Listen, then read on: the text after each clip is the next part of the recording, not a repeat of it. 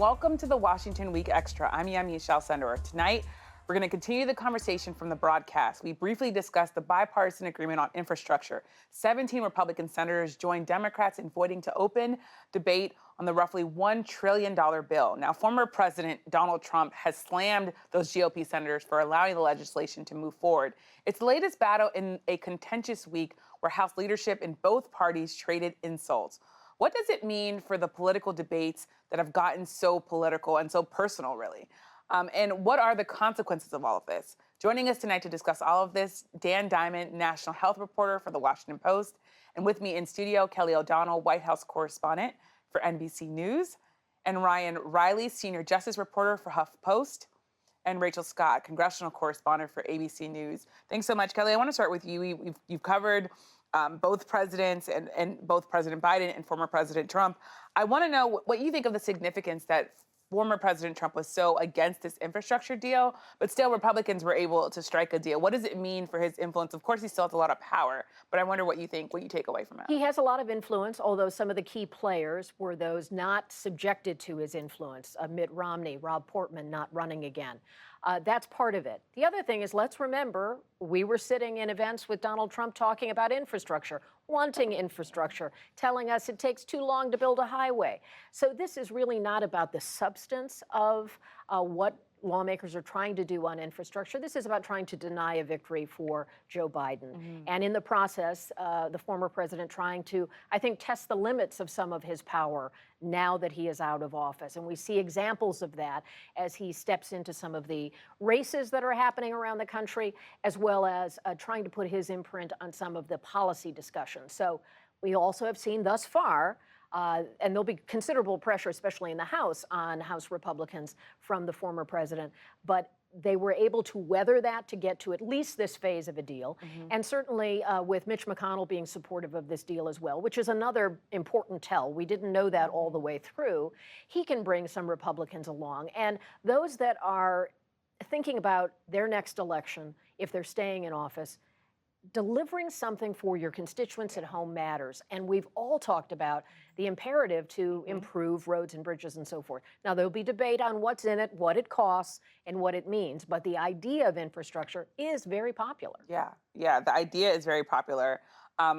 Rachel, the other thing, though, that I'm thinking of, and I was thinking of as Kelly was talking, is that this also has gotten so personal, though, right? In the middle of this infrastructure conversation, you had House Speaker Nancy Pelosi calling House Minority Leader Kevin McCarthy a moron.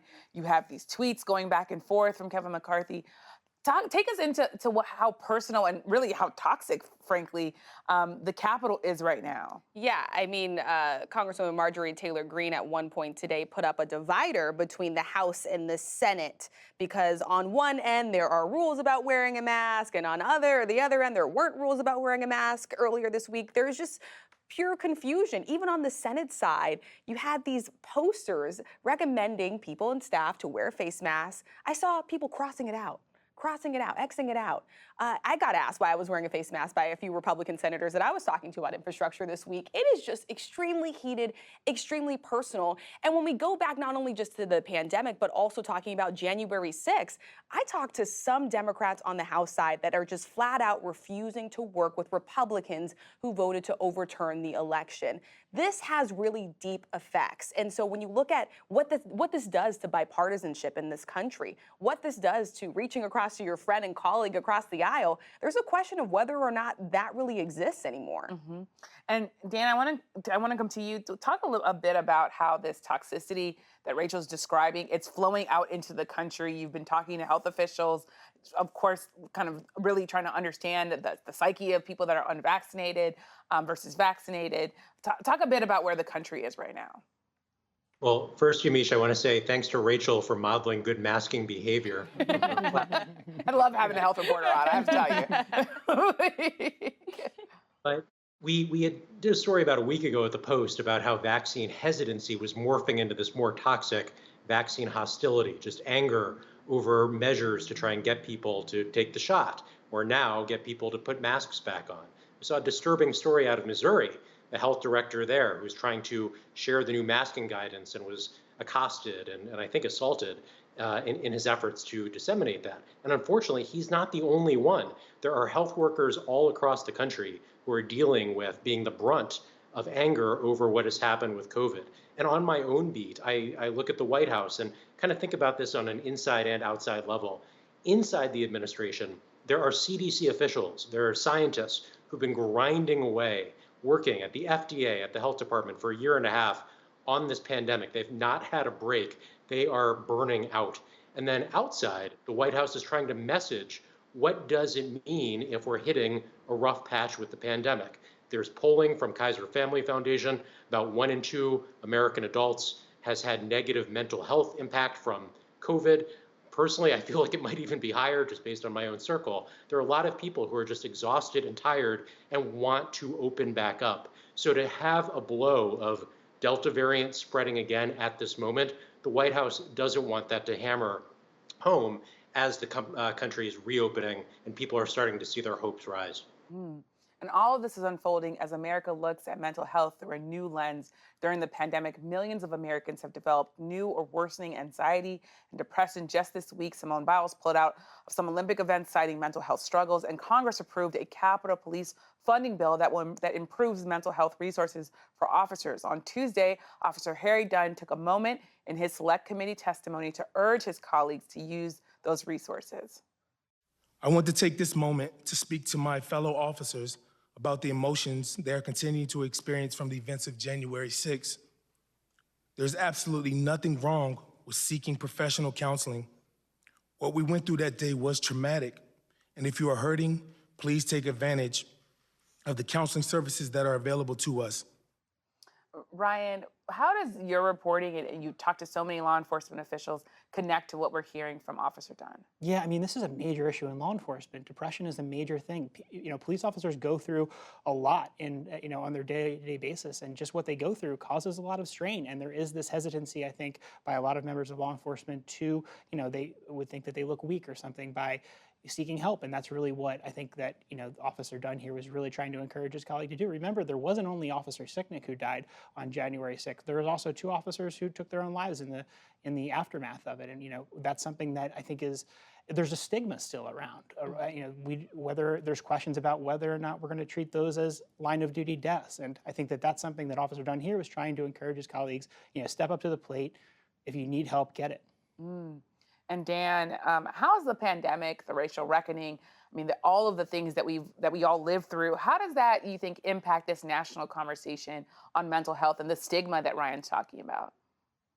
Well, this has been a big focus of the Biden administration, Yamiche, because they inherited a mental health apparatus at the federal level that was somewhat gutted under the Trump administration.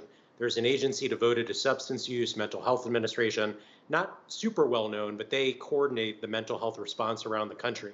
And President Biden and some of his deputies have alluded to this, the need to really build back that structure, because we know people are distressed about the pandemic, about the economic effects, about racial inequality. There are so many things that are kind of coming together at the same moment, and we see them spilling over into other fields. So I would expect this to be, especially if we can get past the Delta variant, an area that we will hear the president and his deputies talk a lot more about in the second half of the year. Yamiche, as we saw in Ferguson, I think, as we know, those Ferguson activists, I think, really took a frontline role in saying, okay, this is a very distressing situation and I need to get help. And, I think that that's something we should keep in mind. The kids are all right? Like, they are more vocal about getting mental health and the importance of mental health going forward. And I think Ferguson activists saw that. We saw that, more recently today with Simone Biles being more vocal about speaking out. Mental health is health and the need to get help when you need it.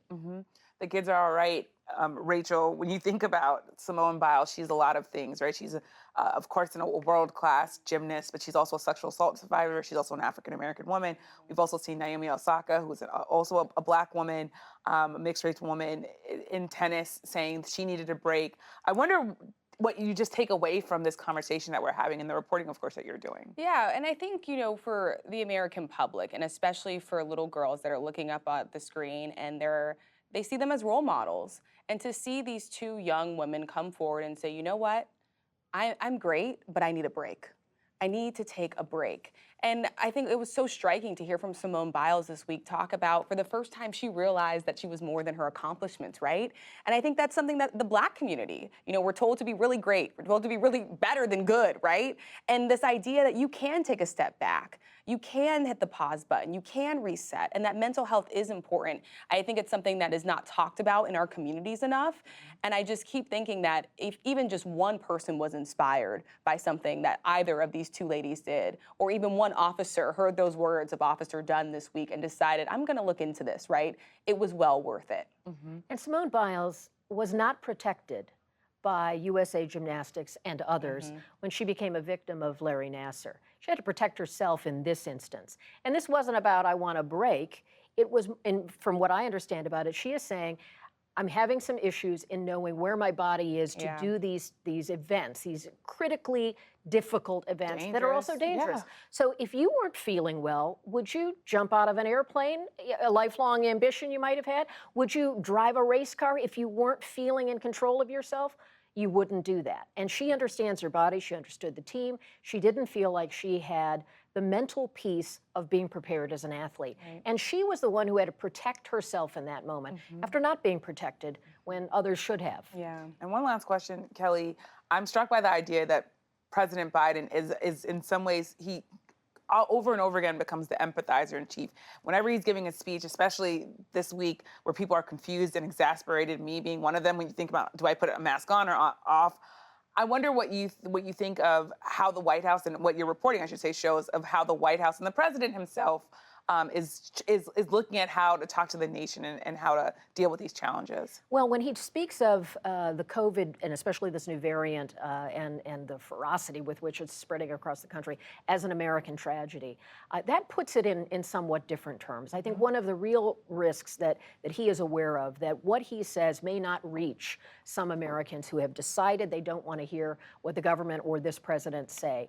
And he knows that that will ultimately cost lives. And I think he's trying to find the footing there. And it's a real challenge right now for this White House because it is a new dynamic in the pandemic that they have to address. And all of their messaging has not been on point yet, and they have not been able to really clarify. They're concerned about somehow discouraging vaccination by talking about breakthrough cases. They've got to find that balance.